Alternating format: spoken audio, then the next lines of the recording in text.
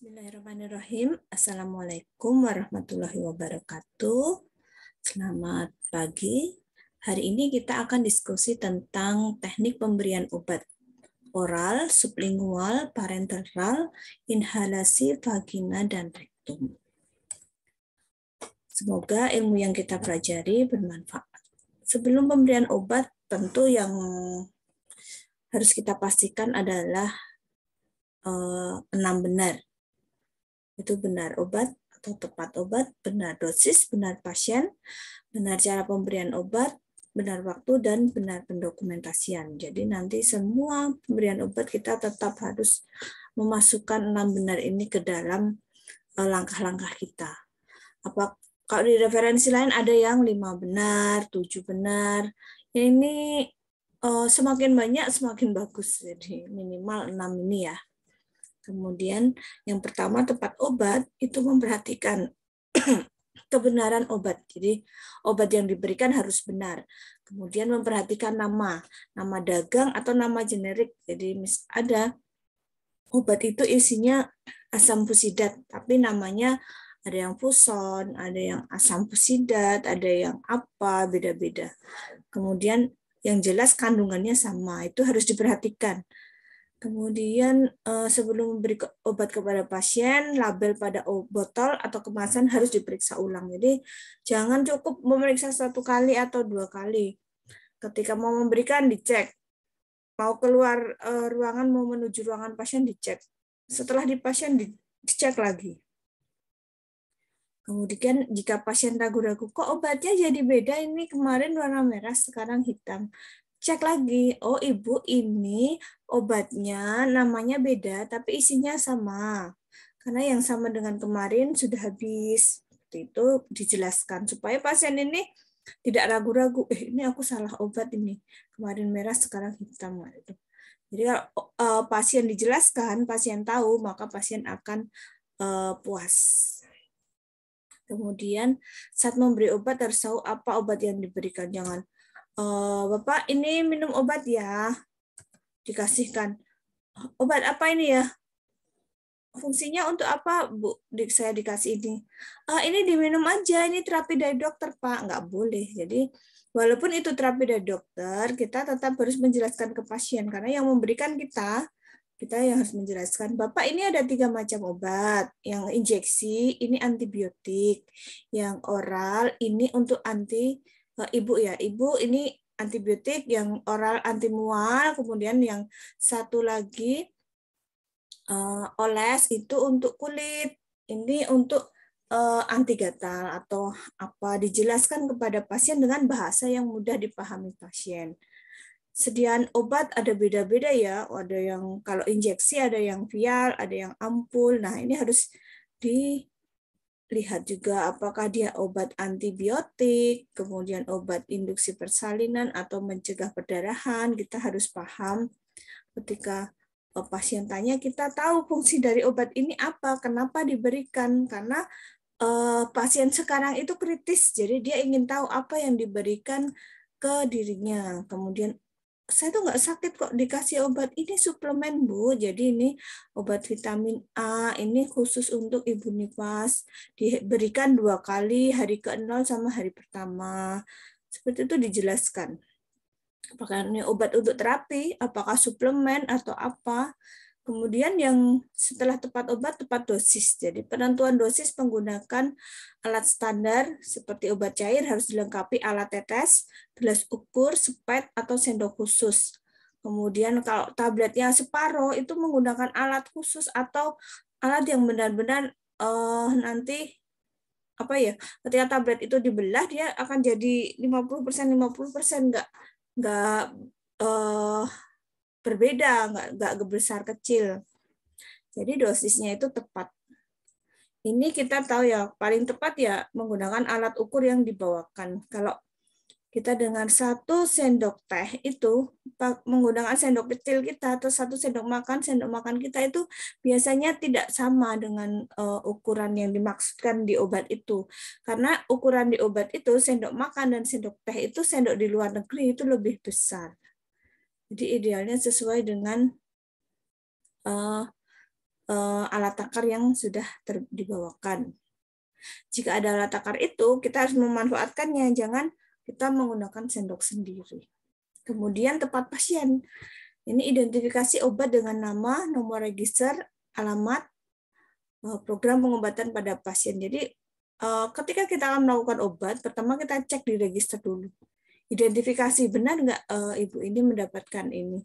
Jadi jangan ketika misalnya Mbak, ini itu tolong ibu di ruang 7 dikasih obat amoxicillin yang di meja itu ya. Itu jangan langsung diberikan, cek dulu di ordernya itu benar nggak ibu A ini dapat obat B gitu. Kemudian setelah itu kita menuju pasien, kita cek identitas pasien. Oh benar ibu ini dapat ini. Kemudian ketika memberikan cek identitas pasien. Yang di kamar 7 ternyata kamar 7 itu udah ganti orang. Udah pulang terus ganti yang baru. Kasihkan aja langsung, ibu ini diminum ya.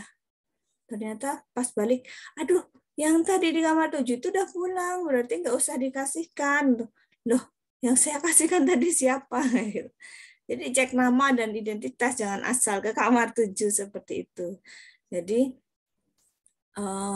identitas itu diperiksa di gelang atau ditanyakan langsung kepada pasien dan keluarganya, kemudian dicek di gelang. Kemudian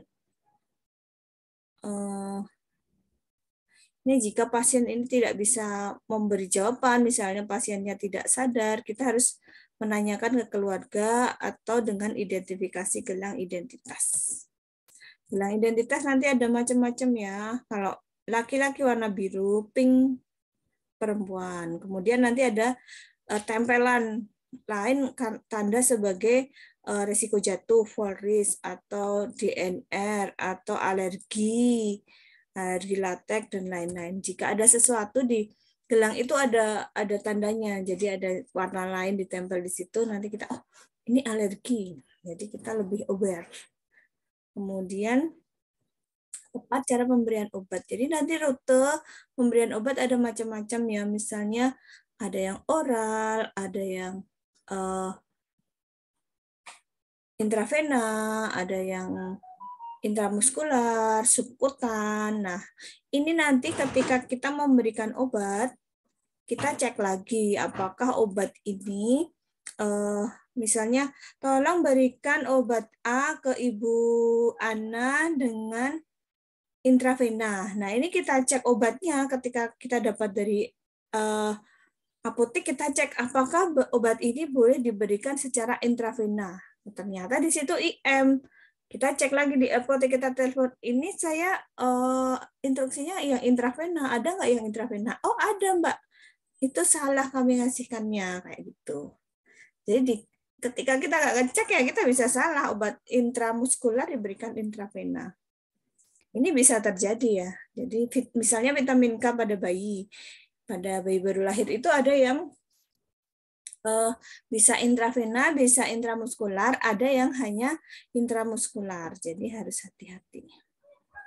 Kemudian penentuan rute ini ditentukan oleh keadaan umum pasien, kecepatan respon yang diinginkan, sifat kimiawi dan fisik obat, serta tempat kerja yang diinginkan. Jadi kok ini ada yang IM, ada yang IV, ada yang IC. Itu biasanya pasien juga tanya ya, ini kenapa harus insulin ini IM, intramuskular, atau enggak disuntik di lewat infus, Bu. Saya kan di infus, kenapa harus langsung disuntik langsung di perut kayak gitu atau di tangan? Itu nanti kita bisa menjelaskan. Oh, ini harus namanya intramuskular atau lewat otot, Bu, karena berdasarkan kecepatan respon yang diinginkan, suntikan obat ini harus diberikan lewat otot. Kemudian ini ya, obat dapat diberikan peroral, banyak macam ya. Nah, rutenya ini inhalasi, ini juga inhalasi, ini kulit, ini lewat telinga, kemudian ada yang lewat mata, lewat anus, oral, kemudian ada yang parenteral. Parenteral bisa intravena, intrakutan, dan lain-lain. Kemudian tepat waktu. Nah, tepat waktu ini nggak boleh salah ya. Pemberian obat sesuai waktu atau program. Jadi hal ini berhubungan dengan kerja obat dan efek terapi dari obat. Jadi ada yang per 8 jam, ada yang per 6 jam, ada yang per 4 jam, ada yang per 12 jam, ada yang per 24 jam. Nah, ini harus waktunya tepat. Jangan per 3 jam itu dikasihkan jam 7 pagi, jam 12 siang, jam 7 malam. Itu nanti beda waktunya, bukan per 8 jam. Jadi per 8 jam ya dikasihkan per 8 jam. Bukan 3 kali, nggak bisa 3 kali, tapi semaunya itu nggak boleh, harus per 3 jam. Karena efektivitasnya di dalam tubuh ini akan mempertahankan kadar dalam darah. Jadi ketika udah mau habis, masuk lagi, bukan sampai habis baru masuk, yang ini belum habis sudah masuk. Jadi cek juga ini obat ini harus diminum sebelum makan atau setelah makan. Atau 1 jam sebelum makan. Atau setelah makan. Nah, itu dicek lagi. Karena apa? Karena obat ini memang diperuntukkan diserap ketika lambung kosong atau ketika lambung ada isinya supaya obatnya ini terserap sedikit demi sedikit itu. Jadi harus dipahami. Kadang pasien juga tanya, kenapa diberikan sebelum makan? Itu kalau saya nggak tahu, itu kan nggak profesional. Jadi kita harus bisa menjelaskan. Kemudian ketika kita sendiri tahu apa alasannya, kita pasti akan lebih lebih menaati. Pasien juga gitu, lebih proaktif. Ketika harus diberikan 1 jam sebelum makan, dia benar-benar lihat 1 jam sebelum makan minum obat. Dia nggak tahu tujuannya, nggak apa-apa lah setelah makan sekali-kali kayak gitu. Dia nggak tahu manfaatnya atau alasannya, ya dia kurang taat. Kemudian misalnya antibiotik tidak boleh diberikan bersama susu, dan zat besi tidak boleh diberikan bersama teh, karena susu dan teh dapat mengikat sebagian obat itu sebelum diserap. Jadi Ibu nanti kalau minum zat besi jangan bareng dengan teh ya. Kenapa? Ketika ditanya kenapa, kita bisa menjawab karena pengikatan zat besi oleh usus ini akan terganggu oleh teh tadi. Jadi teh tadi menyelimuti zat besi sehingga zat besi tidak bisa diserap oleh usus. Jadi penyerapannya tidak bisa maksimal, tidak semua diserap, hanya beberapa saja. Kemudian kenapa ada obat yang diberikan setelah makan? Bisa untuk menghindari iritasi pada lambung, misalnya asam mefenamat. Kemudian tepat dokumentasi. Nah, setelah obat diberikan, kita harus mendokumentasikan pelaksanaannya, termasuk dosis, rute, waktu diberikan injeksi ampicillin 150 gram, rutenya intravena, waktunya jam 15. Dilakukan oleh Riana. Diberikan kepada Ibu A. Nomor CM berapa. Kemudian ditulis misalnya apabila respon pasien muntah atau pasien menolak minum karena apa, alasannya dicatat. Jadi ketika kita melakukan sesuatu tapi kita tidak mencatat, dianggap kita tidak melakukan. Perhitungan dosis, jadi ketika kita dapat terapi dari dokter, dosis itu apa? Dosis adalah jumlah obat untuk mencapai efek terapeutik yang diharapkan. Jadi obat ini diberikan sesuai dosis dari dokter agar dia itu mendapatkan terapi yang sesuai, efek yang sesuai. Kalau kita dengar dosis lazim, dosis maksimal itu misalnya antibiotik, dosis lazimnya 100 mg per kilogram berat badan, dosis maksimalnya 200 mg per kilogram berat badan. Jadi itu maksudnya dia kalau biasa diberikan dalam 100, tapi kok ini angka infeksinya tinggi, boleh dinaikkan sampai 200 maksimal, nggak boleh lebih dari 200. Kalau udah 200 nggak respon, ya ganti obat yang lain. Kemudian regimen dosis itu jadwal pemberian obat, misalnya per 8 jam. Regimen dosisnya berapa, Dok? Per 12 jam. Jadi berarti sehari diberikan 2 kali, selisihnya 12 jam, 12 jam. Pak bisa tolong dikasih MgSO4 loading dose-nya 6 mg dalam 30 menit. Nah, 4 mg dalam 20 dalam 30 menit. Berarti ini loading dose itu biasanya dosis awal yang lebih besar, lebih cepat pemberiannya. Ini untuk ngejar efek dalam darah itu supaya cukup untuk menghasilkan efek yang terapeutik.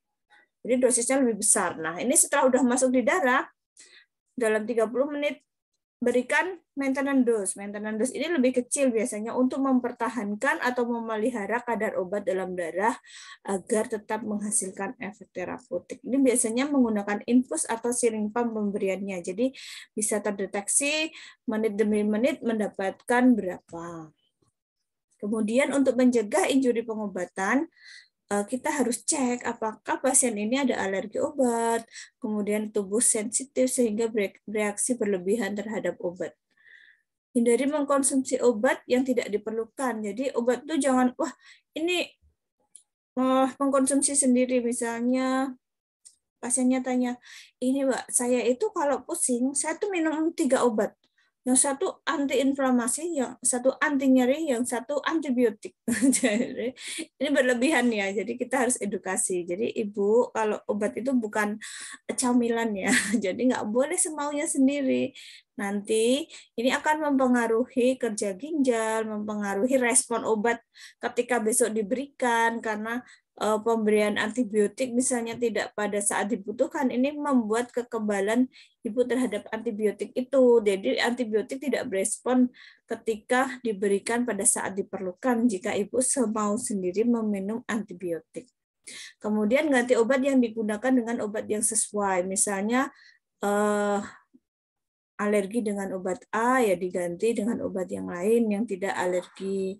Kemudian vitamin dikatakan aman namun dapat menimbulkan alergi. Jadi tetap alergi paling banyak antibiotik ya, tapi kadang ada juga yang alergi paracetamol, vitamin itu ada, walaupun jarang itu tetap ada. Kemudian menghentikan alergi obat, menghentikan pemakaian obat. Jadi kalau ada yang alergi langsung hentikan karena alergi kan bisa berbahaya, bisa menimbulkan bahaya. Jadi efeknya tuh bisa ringan sampai bahaya, bisa gatal-gatal, bisa lemas, bisa sampai sesak nafas bahkan kematian karena shock ya.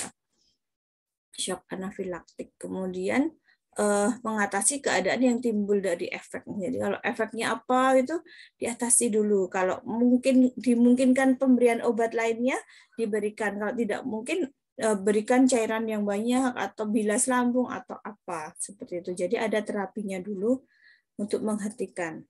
Kemudian perlu kerjasama antara pasien dan tenaga kesehatan. Caranya dengan komunikasi. Jadi kita komunikasinya tepat, kita jelaskan dengan tepat sehingga pasien ini proaktif dalam pengobatan.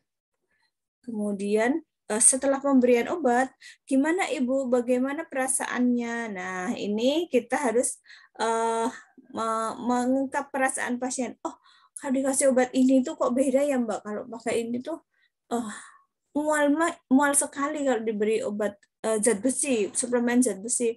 Kalau lupa nggak minum zat besi itu nggak mual. Itu tuh dicatat juga. Jadi responnya dicatat.